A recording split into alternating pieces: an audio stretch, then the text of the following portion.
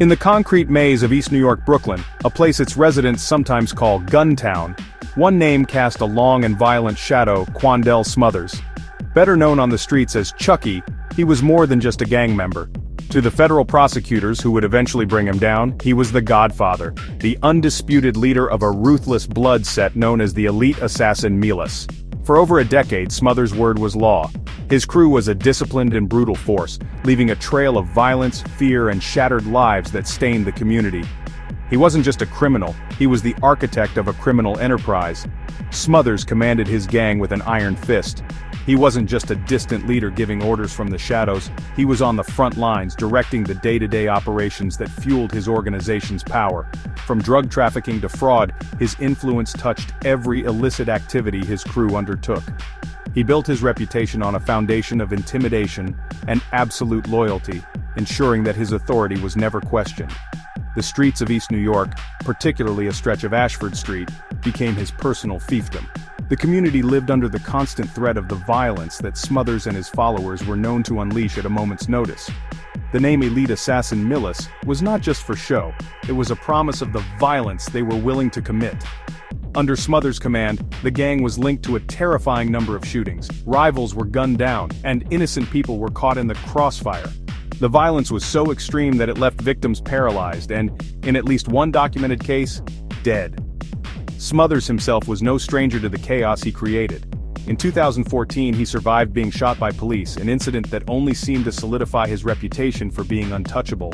His story is a stark reminder of how one man's ambition can terrorize an entire neighborhood. U.S. Attorney Breon Peace would later describe Smothers and his crew as a plague on the community. He said they endangered the community with their mindless killing, shootings, and assaults of rivals. This was not an exaggeration. The rise of Chucky Smothers is a case study in modern gang leadership, where charisma and brutality combine to create a figure who commands both fear and a twisted form of respect. His eventual downfall would require a massive federal effort, aimed at dismantling the criminal machine he had so carefully constructed piece by bloody piece. This is the story of that machine and the man who ran it. Quandell Smothers did not become the godfather of the elite assassin Milas overnight. His journey began in 2006 when he was just another young man drawn into the violent world of East New York street gangs. The neighborhood, often called Homicide Town by those who lived there, was a breeding ground for crews like his. Smothers quickly proved he was different. He was ambitious, intelligent, and utterly ruthless. He saw the gang not just as a brotherhood of the streets, but as a potential business, a way to build power and wealth. He began to climb the ranks, earning respect through his willingness to enforce the gang's code without hesitation. His rise was marked by a strategic mind and a clear vision for the gang's future. While other members were focused on petty disputes and street-level status, Smothers saw a bigger picture. He understood the power of organization and discipline. He started to consolidate his influence, gathering a core group of loyal followers who were drawn to his confidence and leadership. He wasn't just the toughest, he was the smartest.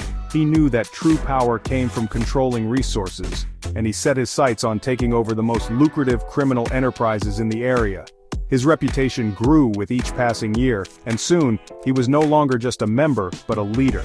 By the time he took full control, Smothers had transformed the elite assassin Milas from a loose collection of street toughs into a structured criminal organization. He was the big homie, the ultimate authority on all gang matters. His leadership style was a mix of a corporate CEO and a brutal mob boss. He established clear rules, set financial targets, and demanded complete obedience from his subordinates. Those who followed his orders were rewarded. Those who crossed him faced swift and severe consequences. His word was final, and his grip on the gang was absolute. The period from 2006 to 2019 was the era of Chucky Smothers. He navigated the treacherous landscape of New York's underworld, outmaneuvering rivals and avoiding law enforcement with cunning and audacity. He built a criminal empire in the heart of Brooklyn, one that operated with chilling efficiency. His early years were a masterclass in criminal ambition, laying the groundwork for the reign of terror that would define his legacy. He was not just a product of his environment, he became its master, shaping it to fit his own dark designs and cementing his status as one of East New York's most notorious figures. Under Chucky Smothers' leadership, the elite assassin milice operated with a strict set of rules and a defined territory. Their headquarters was a specific stretch of Ashford Street between Liberty Avenue and Glenmore Avenue. They called it A Block, and it was the epicenter of their criminal enterprise. This block was more than just turf. It was their open-air office, a marketplace for illegal drugs that they controlled with absolute authority. Anyone who dared to sell narcotics on A Block without their permission was met with violence. This was Smothers' kingdom, and he enforced his dominion with an army of loyal soldiers ready to do his bidding. One of Smothers' most important rules was a financial one. He mandated that all members who earned money from the gang's illegal activities, whether through drug sales, credit card fraud, or robberies, had to contribute a portion of their earnings to a collective fund. This fund was known as the Kitty. It served as the gang's operational budget, used to buy guns, bail out arrested members, and support the families of those in prison. This system ensured that the gang's power was centralized, with Smothers controlling the purse strings. It was a sophisticated structure that elevated the elite assassin milice beyond a simple street crew. The gang's criminal portfolio was diverse. While their primary source of income was drug trafficking on A Block, they were also heavily involved in sophisticated financial crimes like credit card fraud. Smothers directed these activities, ensuring a steady flow of cash into the kitty. He understood that relying on one source of income was a weakness. By diversifying their criminal activities, he made the gang more resilient and powerful. This business-like approach to crime was a hallmark of his leadership, and a key reason for the gang's sustained success and influence in East New York for so many years. Discipline was paramount. Smothers did not tolerate insubordination or disrespect. The rules of A Block were not suggestions, they were laws, and the penalty for breaking them was severe. This harsh discipline was what held the organization together. It created a culture of fear and loyalty where every member knew their place in the hierarchy. The structure Smothers built was designed for one purpose: to protect and expand his criminal empire. A Block was the heart of that empire, and the rules he put in place were the lifeblood that kept it pumping. The night of April 30th, 2011, would become a defining moment in the violent history of the elite assassin milice. It was the night that Chucky Smothers' authority was tested, and the night he responded with the brutal violence he was known for. The conflict began over a robbery committed by Smothers' right-hand man, a gangster known only as Dooley. Another high-ranking member, Damian Hex Bullock, took issue with the robbery. An argument erupted, a direct challenge to the gang's strict hierarchy. In the world Smothers had built, such a challenge could not go unanswered. The dispute escalated quickly, moving from angry words to a life-altering confrontation. Smothers, as the gang's leader, was expected to settle the matter. His method of resolution was swift and savage. According to what Bullock would later tell authorities, Smothers pulled out a gun and took aim not at Bullock's head or chest, but at his leg. He fired multiple shots, not to kill but to punish and to send a message to every member of the crew. The message was clear: defiance would be met with crippling force. Bullock collapsed to the ground, his leg shattered by the bullets. It was a calculated act of violence designed to reassert Smothers' absolute control over his domain. The aftermath of the shooting was horrific.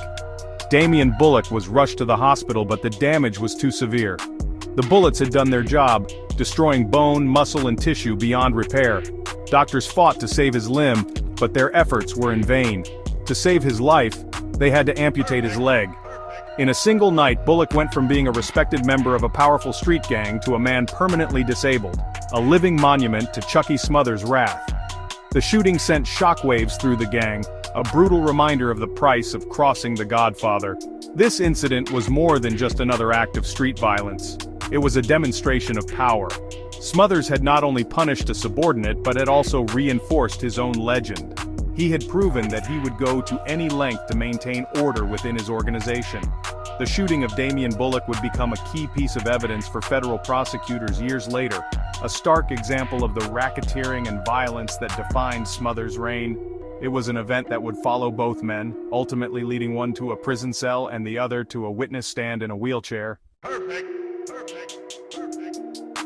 Years after the shooting that cost him his leg, Damian Hex Bullock became the federal government's star witness against the man he once called his leader. When the case against Quandell Smothers finally went to trial in Brooklyn Federal Court, Bullock was rolled into the courtroom in a wheelchair.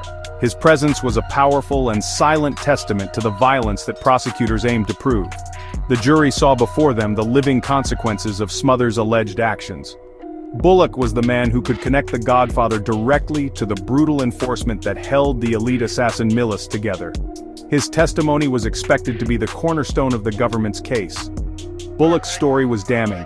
He had consistently identified Smothers as the shooter from the very beginning.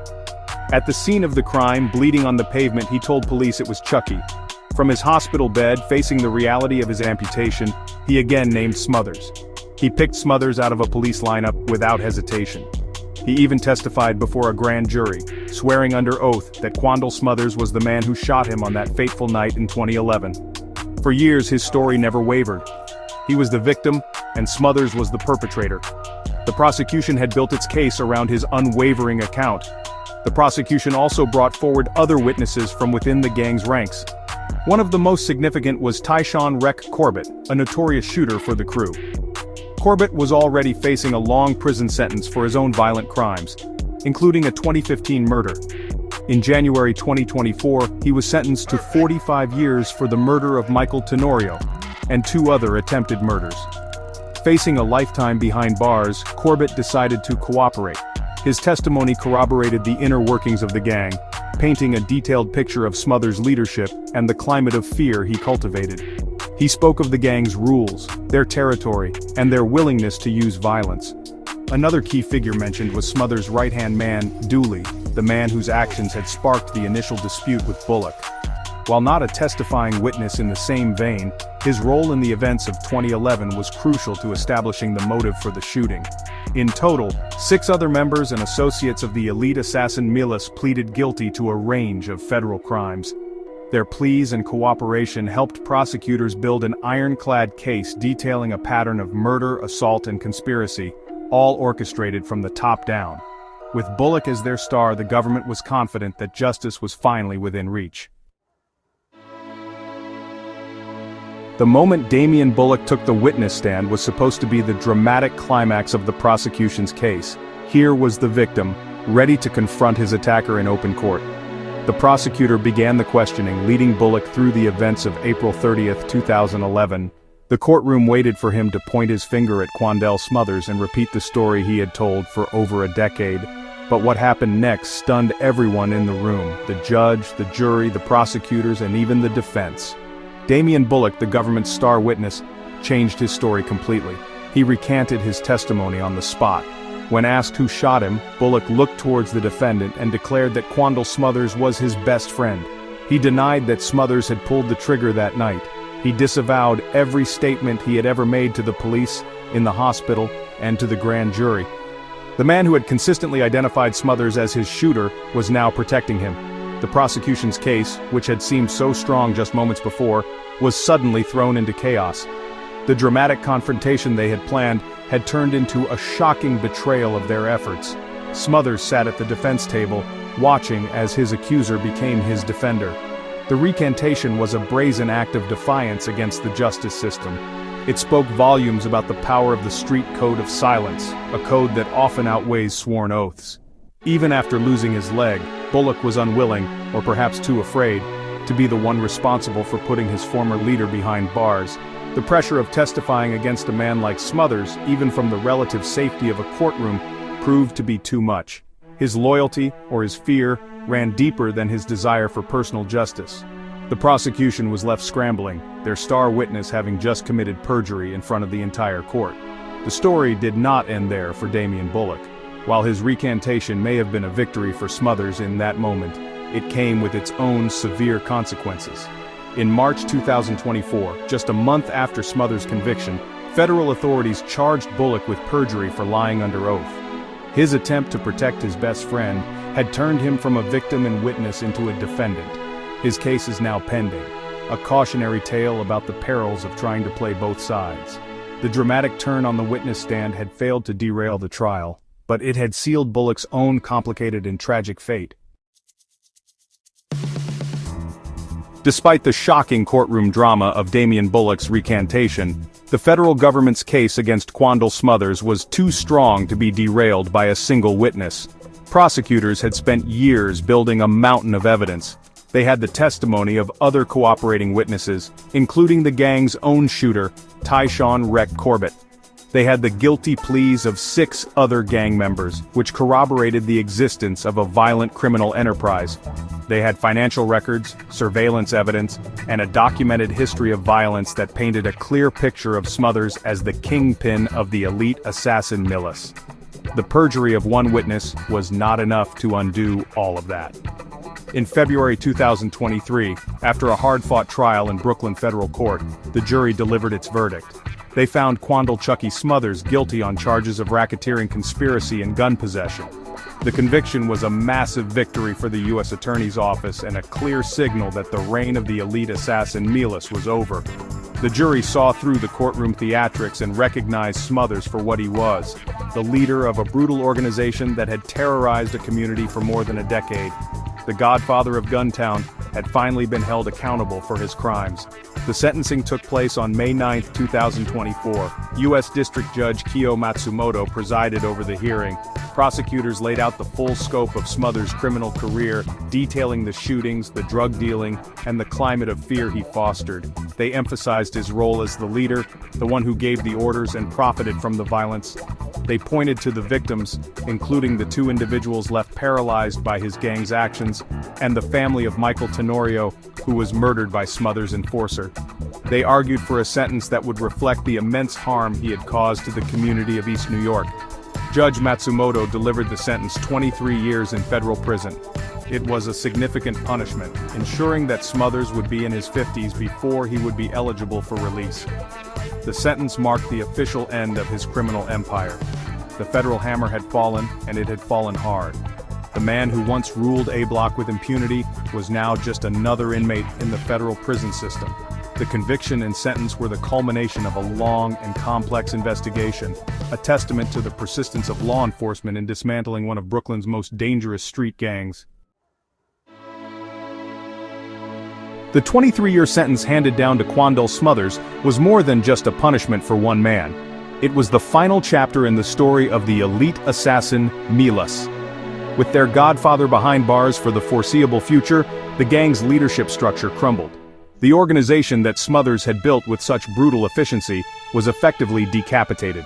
Federal prosecutors had pursued a deliberate strategy, not just targeting the leader, but also flipping key members and securing guilty pleas from the rank and file. This systematic dismantling ensured that the gang could not simply regroup under a new leader. The era of the elite assassin milice, controlling A Block, was over. The consequences for other members of the gang were severe. Tyshawn Reck Corbett, the crew's primary enforcer, was sentenced to 45 years in prison for his role in a murder and multiple attempted murders. His conviction removed one of the gang's most violent triggermen from the streets permanently.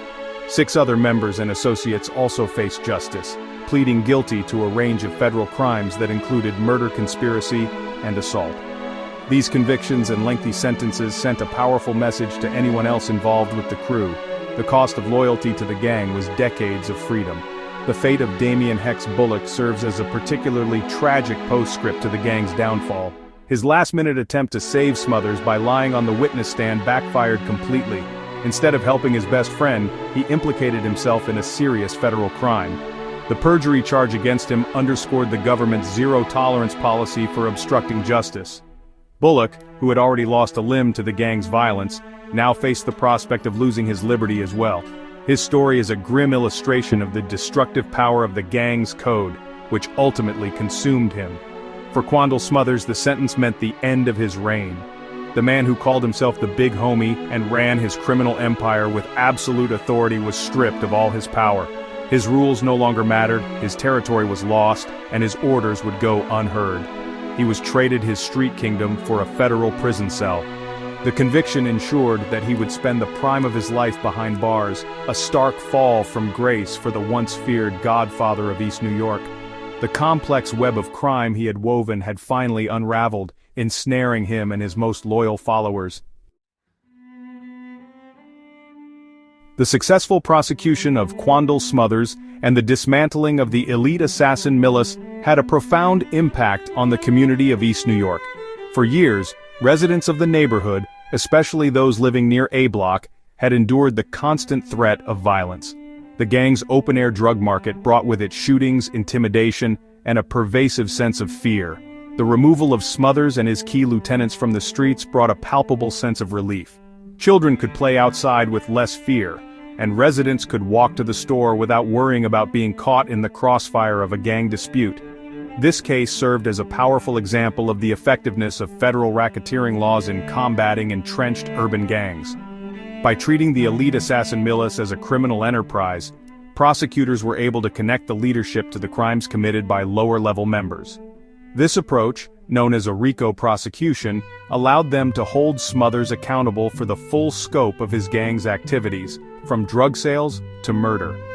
It was a long and difficult investigation, but it demonstrated that no gang leader is untouchable no matter how insulated they believe they are from the street-level violence they command. The story of Chucky Smothers is a cautionary tale about the destructive nature of gang life. It shows how a charismatic and ruthless leader can build an empire on fear, only to see it crumble under the weight of his own violence. The fates of his followers, like Tyshawn Corbett and Damian Bullock, illustrate the dead-end path that the gang offered, a long prison sentence or a life forever scarred by violence. There were no winners among the elite assassin milice. Their pursuit of power and money left a trail of victims both inside and outside the gang. Ultimately, the fall of Chucky Smothers represents a victory for the community and for law enforcement. It shows that with persistence, cooperation, and a strategic approach, it is possible to break the grip of even the most violent gangs. While the social and economic issues that give rise to gangs remain a challenge, removing a figure like Smothers is a critical step in restoring safety and hope to a neighborhood. The streets of East New York are quieter now, a testament to the hard work that went into ending the Godfather's violent reign. If you want to know more about the true stories behind New York's most notorious gangs, hit that subscribe button, because in the world of true crime, the truth is never simple, and it's never safe.